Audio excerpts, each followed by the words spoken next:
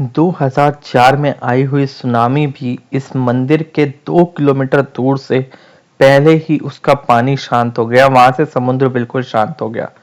एक ऐसे भगवान का मंदिर जिनका जन्म ही देवों की रक्षा के लिए हुआ था।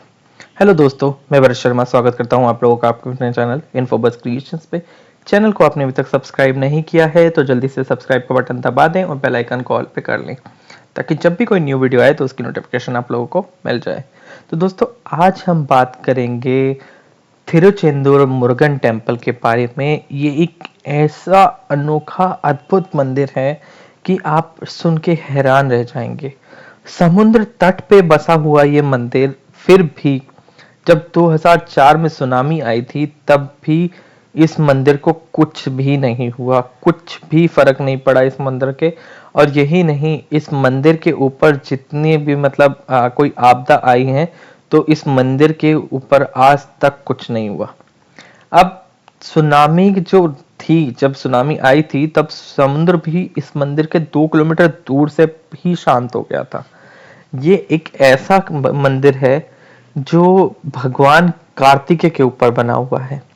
अब मैं आपको बताता हूं कि कार्तिकेय कौन थे। भगवान शिव और माता पार्वती के पुत्र कार्तिकेय, जिनका जन्म हुआ था देवों की उत्पत्ति के लिए।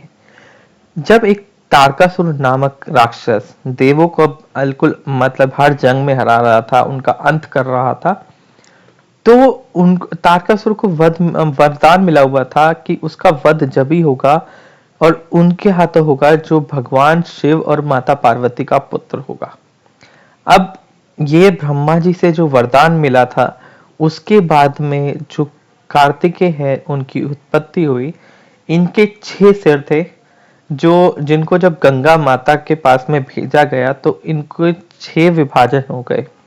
अब जो माता पार्वती थे उन्होंने 6 विभाजित शरीरों से अच्छा एक को पालना ठीक समझा।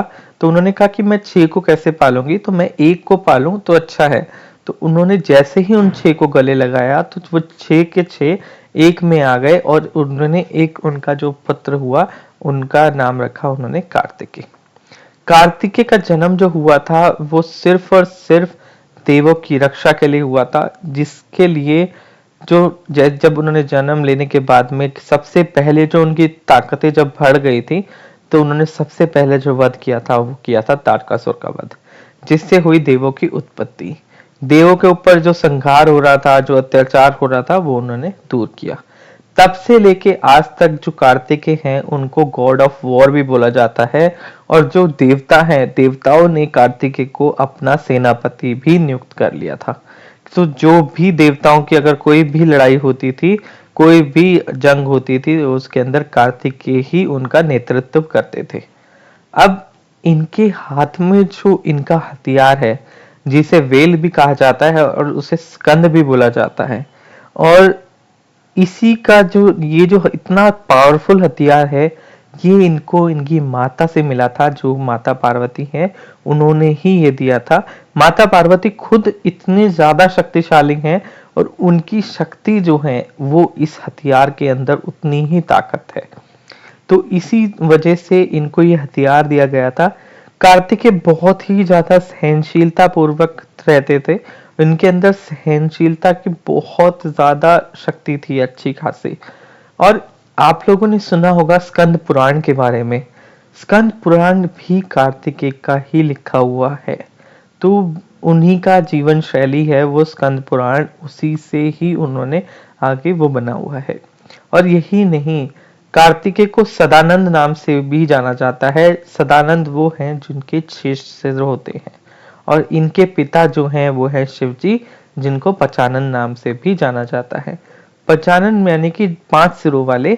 जो 5 सिर हैं वो उनके पंच तत्वों को दर्शाते हैं। पंच तत्व जैसे कि अग्नि, वायु, धरती, पानी, आकाश, ये उनके पंच तत्वों को दर्शाते हैं। अब जो कार्तिकेय भगवान है यहाँ पर इस जगह पे दक्षिण भारत के अंदर कार्तिकेय को बहुत ज्यादा पूजा जाता है।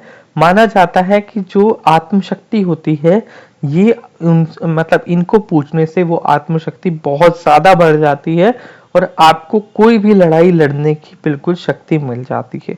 इसी वजह से दक्षिण भारत में कार्तिकेय को बहुत ज्यादा पूजा जाता है। अब मैं आपको एक चीज और बताता हूँ कि जब ब्रिटिश का मतलब राज्य हुआ था, जब ब्रिटिशर्स ने राज किया था, तो उन्होंने जो डच ईस्ट इंडिया कंपनी है, उन्होंने इस मंदिर को ऊपर कब्जा कर लिया था। इस मंदिर के कब्जे के बाद में कई वर्षों तक उन्होंने इस मंदिर के ऊपर कब्जा करके रखा, और उसके बाद से लेके कुछ जब जो यहाँ के राजा थे उनकी बहुत मतलब ताकतों के लगाने के बाद में तब जाके उन्होंने इस जगह को छोड़ा, और उसके बाद में उन्होंने मंदिर का पुनः निर्माण करवाया। भिक्षा मांग के जैसे तैसे उन्होंने पूरा मंदिर का पुनः निर्माण करवा दिया। अब इस मंदिर की जो मूर्ति है उसका एक बहुत ही खास मैं आपको बात बताता हूँ। मंदिर की मूर्ति को ब्रिटिशर्स ने चुरा लिया गया था।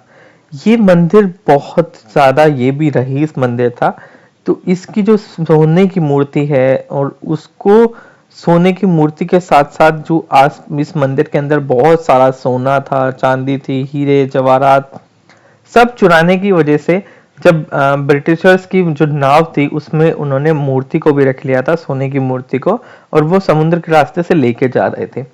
तो जैसे ही वो नाव लेके चले ही थे इस मंदिर से, उस मूर्ति के साथ में समुद्र का वेग बढ़ गया था। आंधी तूफान समुद्र में, और ऊपर से इतना ज्यादा तूफान आ गया था कि जिससे उनकी नाव को भी क्षति होने वाली थी। तभी जो उनका नाव का नाविक था उन्होंने बताया कि आपको इस मूर्ति को यहीं छोड़ जाना चाहिए, नहीं तो आप आगे नहीं जा पाएंगे। तो उन्होंने मूर्ति को वापस तो नहीं लेके आए, मगर उन्होंने उस मूर्ति को वहीं पानी में ही जल में डाल दिया था, और जैसे ही जल में उन्होंने छोड़ा तो जो समुद्र था वो शांत हो गया था और बिल्कुल तूफान भी थम गया था। हीरे जवाहरात वो सारे ले गए थे, मगर जो मूर्ति है उसे जल में छोड़ दिया था। अब जल में मूर्ति छोड़ने के बाद में जो जल के समुद्री जीव थे उन्होंने उस मूर्ति को थोड़ा क्षति पहुंचा दी, मगर उसके बाद में कुछ टाइम के बाद में जब भगवान कार्तिकेय अपने भक्त को दिखे और उन्होंने कहा कि मैं आपको समुद्र के अंदर यहाँ पर इस जगह पे मिलूंगा, तो उस भक्त ने कहा कि मेरे को पता है कि आप मिल तो जाओगे समुद्र में, बट समुद्र बहुत विशाल है, तो मैं आपको कैसे ढूंढूंगा इस जगह पे।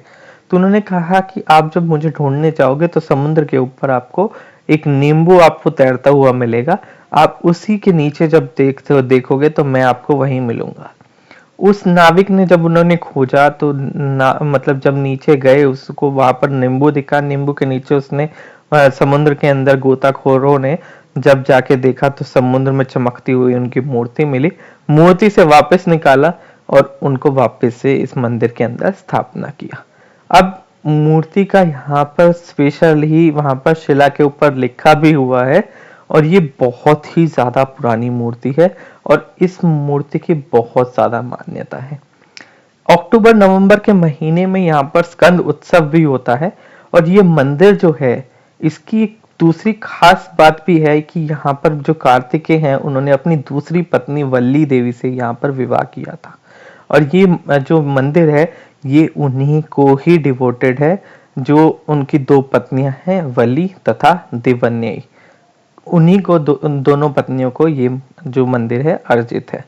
तो दोस्तों आशा करता हूँ वीडियो आप लोगों को पसंद आएगा। वीडियो पसंद आया तो लाइक करें, शेयर करें अपने दोस्तों के साथ में। आज की वीडियो में इतना ही, धन्यवाद।